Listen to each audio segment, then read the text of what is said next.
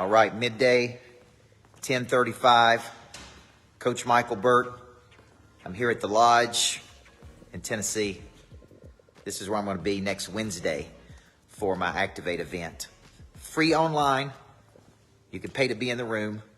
I'm only taking 20 people in the room next week for Activate right here. This is also where I'm going to be doing the Andy Elliott event next Friday and Saturday.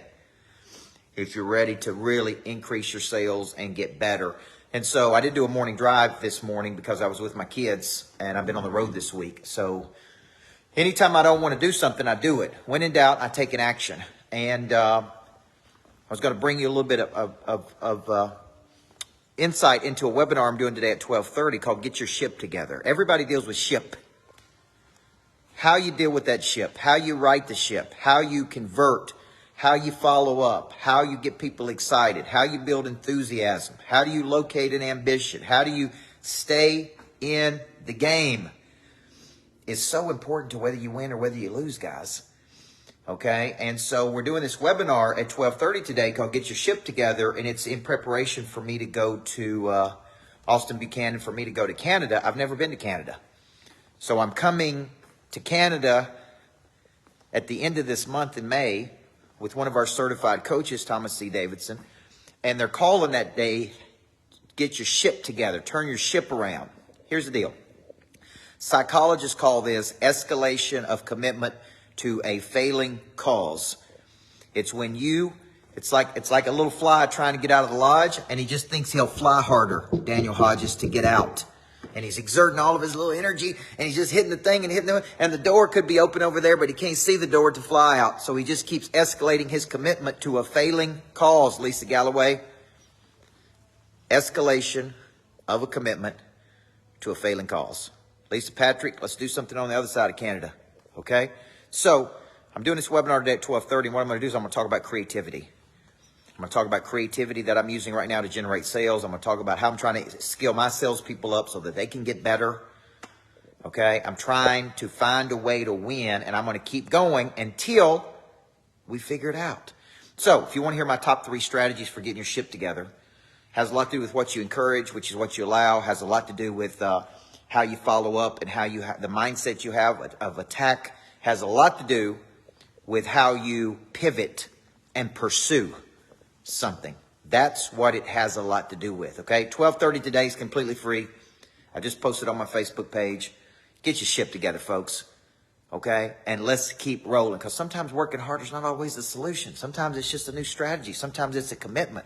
Sometimes you got to commit and then get the courage and then get the capability and then have a new confidence. So I'm rushing because I got to get back to work. Call on some folks.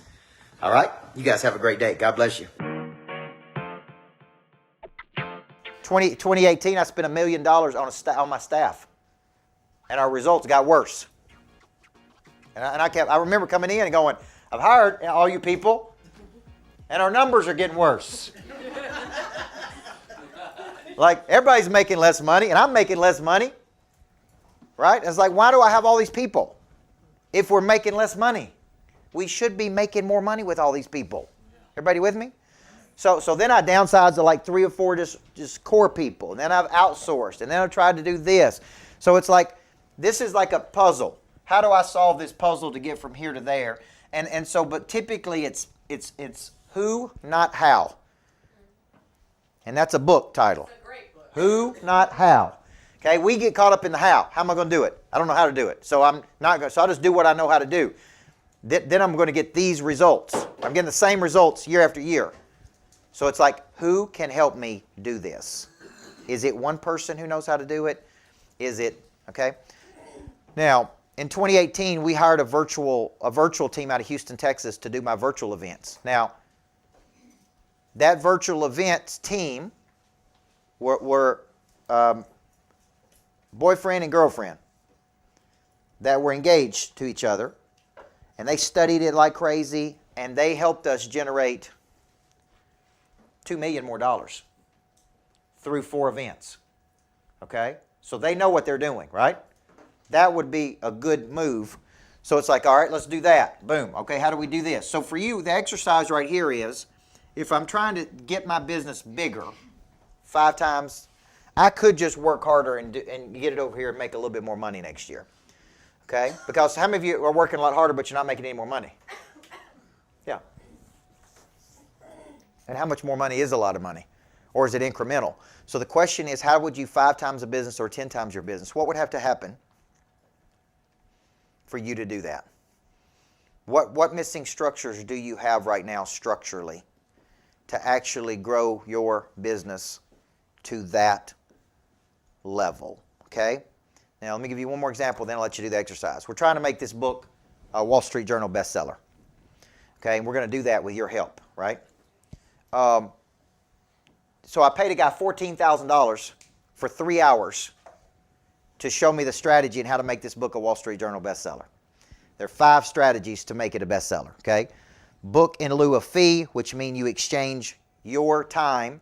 People buy the book in exchange of some kind of bartering that I'm going to give them. Does that make sense? Be like if Jonathan's company hired me, I said, instead of you paying me, we're going to take all the money and you're going to buy these books. And you can give them to whoever you want to. You with me? That's book in lieu of fee. Then there's bulk. And bulk is where somebody says, I'm going to buy 250 copies of the book. And we're going to do this in exchange. Like you get all these freebies or all these extras when you do it. And then there's single unit copies that you have to sell. And here's the deal. They will not let you hit that list without X number of single unit copies sold. Okay, so you can't get there all in book in lieu of fee, or I'd already been there. I've already sold enough in bulk and in book in lieu of fee to hit the Wall Street Journal list when the book comes out. But they don't let you count it like that. You have to have X number of percentage of just single units of books sold. Okay? Yes. So it's like, all right, how do I get people to buy this book one single unit at a time? And that seems on the surface easy. Yes? And if you think it's easy, I would like for you to go try to do it. Because it ain't easy.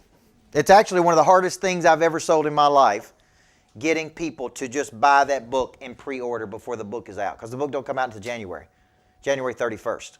So I go speak at an event, like the title event, some of you guys saw me, right? Everybody pulls out the cameras and take a picture of the thing. And then we come back and say, all right, how many books did we actually sell? And they say, well, you sold 40. And I'm like, are you kidding me? I worked that hard to sell 40 books? That's how it works. Which is why I go to Houston and why I go to San Antonio and why I'm doing this. So somebody comes on and they said, oh, it'd be easier. There should be an easier way to do this. And I'm like, there should be. But unfortunately, guess what? There's not. Unless you got in front of 10,000 people at a time and you could convince 2,000 of those people to buy that book right then, even when the book's not in their hand. Everybody see where I'm going with this? So what I do is I step back and I go, here's the goal. The goal is to get to 10,000 units. 10,000 units makes it a number one Wall Street Journal bestseller. So the question becomes, what do I got to do between A and B to get to 10,000 units? Okay. Now, there's something called return on investment. There's something called return on energy. There's something called return on objective. What is the objective of making the book a Wall Street Journal bestseller? What's the objective? Why would I want to do that? Become a celebrity. Become more known. Okay? So here's the deal. Does it drive up your perceived value in the market? Yes or no? Yes. Could it drive up the fees? Yes or no? Yes. Okay. You know what my real objective is, though? And my boys from Woodbury will appreciate this. I don't know if there's ever been a Wall Street Journal bestseller come out of Woodbury. Right or wrong? And I want to be able to tell my kids, my 3 kids, that I came from a small town, and I went all the way to the Wall Street Journal bestseller list. And if I can do it, you can do it. You with me? That is ultimately my objective for wanting to do that. Now, does it come with more exposure and money? Yes, all of it comes with that, but that's not the real objective. I want to say, you can do this. If you will literally set your mind to this, and you will stay persistent with this, you can go do this, okay? And so when you think about your objective, what is your objective? What is the real objective?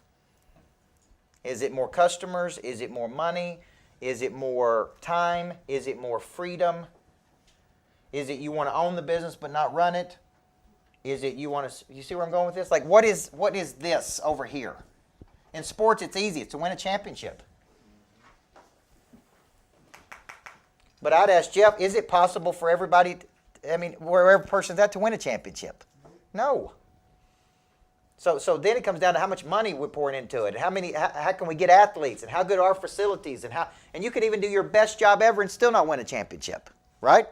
So what is this for you? And so if I said, okay, I'm going to 10x this business, then I step back and I go, okay, what are the components and who can help me? And now we're in the business of acquiring talent and trying to figure out who can help us get to that level, okay? So on your sheet of paper, I want you to decide what really is the objective. Time, money, freedom. How do you 10x that, whatever that is that you want to do? And maybe you put down a bunch of people you need that you don't even know yet. It's just like, I need somebody to do this, this, this, this. Like, I'm looking right now for a talent acquisition person. Let me tell you why. I attract all kinds of talented me. Like crazy talented people. But I don't know what to do with all of them. You with me? Like all kinds of people come to me and say, I want to work with you. And I'm like, I would love to work with you, but I don't quite know what to do with you. Right? But it's like, hey, I see your talent and I know you're talented, but I ain't got enough time to figure out how to monetize this because I got all this stuff going on. And it's like, I need a person that says, you're talented, step over here. You're talented, step over here. You're talented, step over here. And I'm going to figure out how to make money with all these people because I could attract thousands of people. You see where I'm going with that? So the other day I wrote down like talent acquisition manager. Somebody who I say, look, she's talented. Figure out what her unique ability is and put her to work. Figure out a way she can win. Figure out a way we can win. Everybody see that? Because part of my 10X and goals is going to require a lot more people. We need a lot more people. Okay? So I want you to think, what is it for you that you need between A and B to really scale up the business? Okay? So take a few minutes and let's work on that one thing.